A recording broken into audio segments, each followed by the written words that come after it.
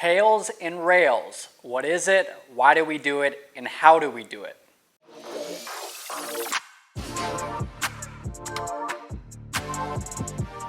PAILs and rails stands for progressive, regressive, angular, isometric loading. All that means is we're going to be working isometrics in two different directional inputs. Now I'm going to show you an example of this a little bit later on, so it's okay if you're a little bit confused at first. Now the reason why we do PAILs and rails is to expand range of motion. Another reason is we want to increase the load-bearing capacity of our tissues. So our tissues are responsive to stress, and when we apply stress and force on lines of tissue, we can over time create strength adaptations. So over time your body will lay down higher quality tissue, more dense tissue that's stronger and more resilient. So through PAILs and rails we can expand range of motion, improving areas of limitation specific to our joints. So we're increasing more joint mobility, and we're increasing the strength and resilience of the tissue, which is really, really important and something that's missing in most common flexibility practices. A lot of times people prioritize just the passive stretching, and they don't do any kind of active strengthening of those ranges of motion. So essentially, what is tightness? Well, it could be weakness. You're weak in a certain range of motion, and when you're trying to go into it, there's a stretch reflex. Your nervous system is telling you, no, you are not allowed to go into this range of motion because you're weak and you're susceptible to injury. So your nervous system is trying to protect you, and it's saying, get out of here.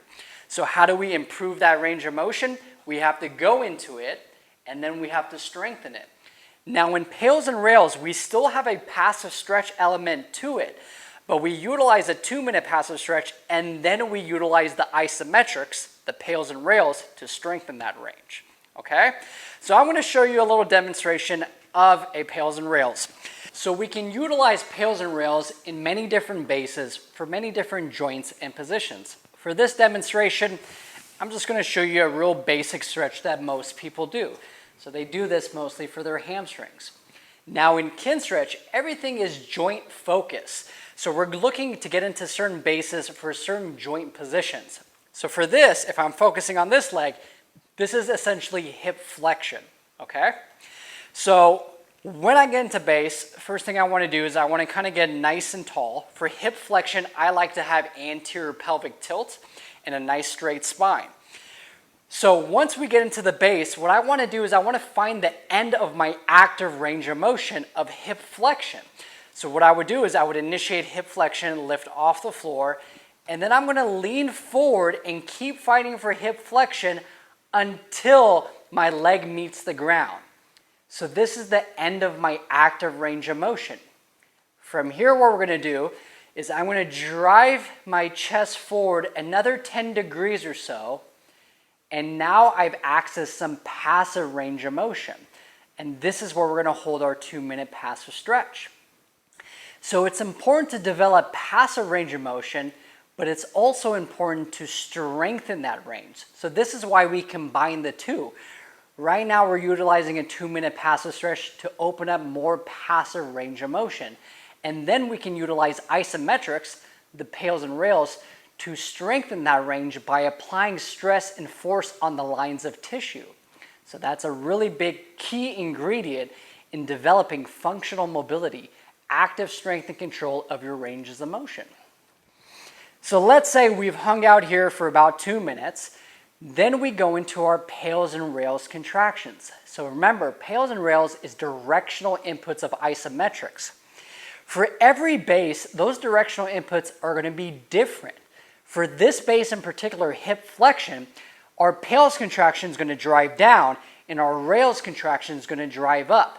So the P in PAILs stands for progressive.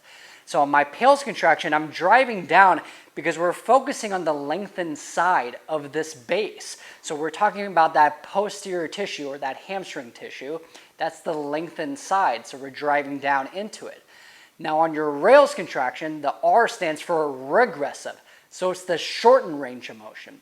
So as I initiate up, we're utilizing this anterior hip tissue here, kind of the hip flexor, psoas, quadricep, and this is in a shortened position. So that's your rails contraction. So PAILs we drive down, rails we drive up in hip flexion in this base. Once again, every base and every joint position is going to be different. So don't think every base that you do, you're going to drive up, drive down or up. It's going to be different.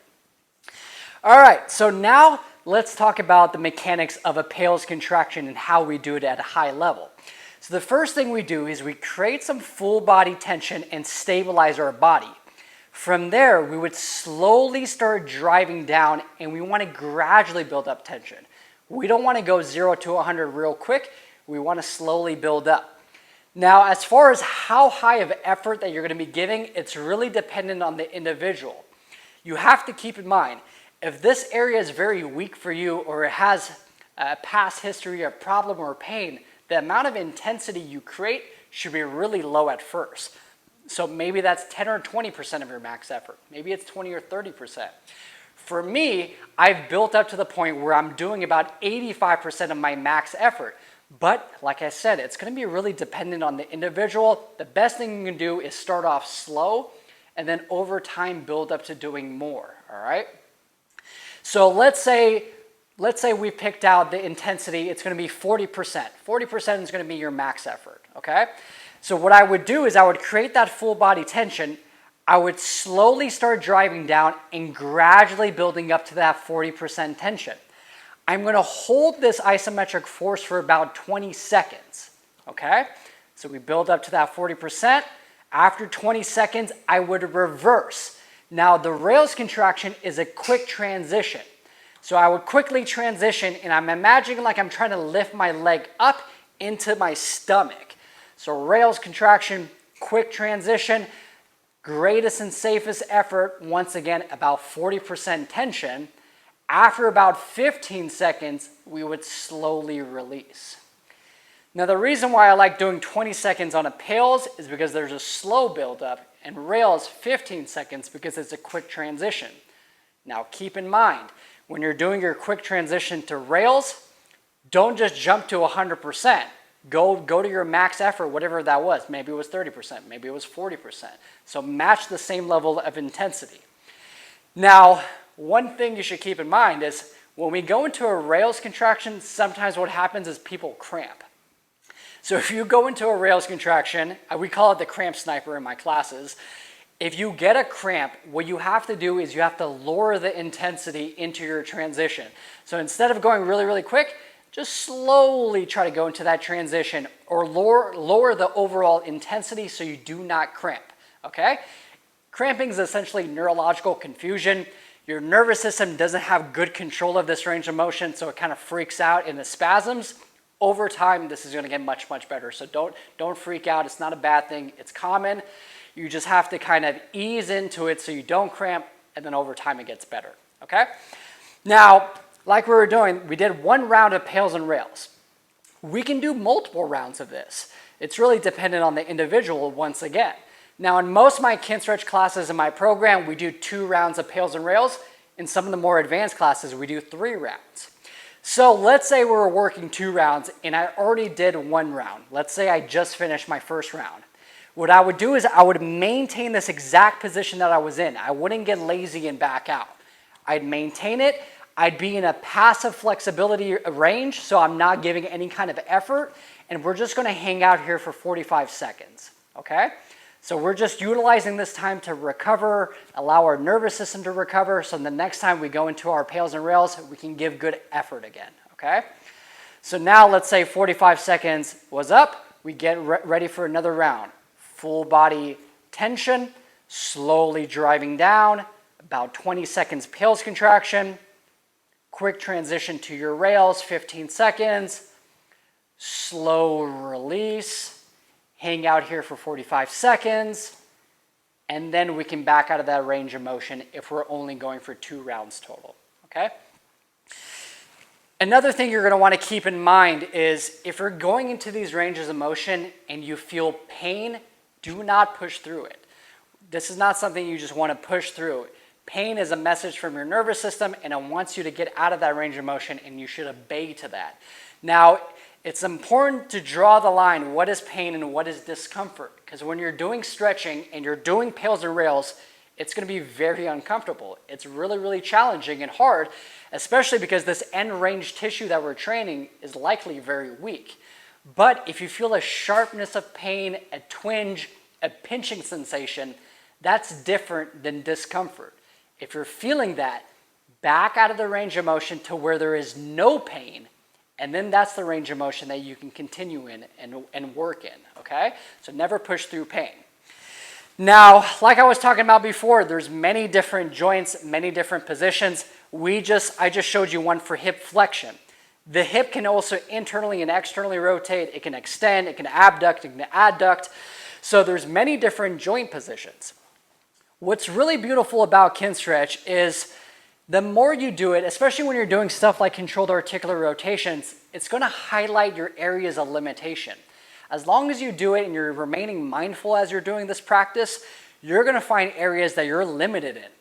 And with that knowledge, we can then utilize PAILs and rails specific to those positions to strengthen those ranges so we can turn a weakness into a strength. And in my opinion, that's the truest form of strength training. It's not always strengthening your strengths like we do in conventional exercise sometimes. It's more about finding your areas of limitation and strengthening them. And then you'll see just how powerful the human body can be and how much it can express itself in so many unique ways when you take areas of limitation and you make them strengths, and then you do multi-joint movements and everything works in unity. So it's a really beautiful feeling as your body starts unlocking and turning areas of limitation into areas of strength. So it's very powerful. One thing I do want to touch on for anyone that's hypermobile, that's doing PAILs and rails, essentially that 2-minute stretch is not necessarily something that you have to do. And it's also important to know, once you find the end of your active range of motion and you make contact, you should only push another 10 degrees into your passive, not more. People who are hypermobile can go way more, but our goal for you is not to increase your passive flexibility because you already have so much. We just want to continue to slowly close the gap between your active and passive. So when you find the end of your active and you only go 10 degrees or so more, you're not going to feel a stretch here, and that's okay. It's not important to you in specific. What's important for you is to strengthen this range of motion and over time continue to create more active range of motion, not continue to increase your passive range, okay? So keep that in mind for anyone that's hypermobile.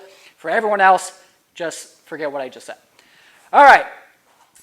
For more information on my program, you can check out the caption. I have over 100 different classes with every kind of different joint focus, so you can get specific to the areas of limitation for yourself. So I'll have that linked in the caption, but I hope you enjoyed this little demo of PAILs and rails. Great job, team. Stay buttery. Peace.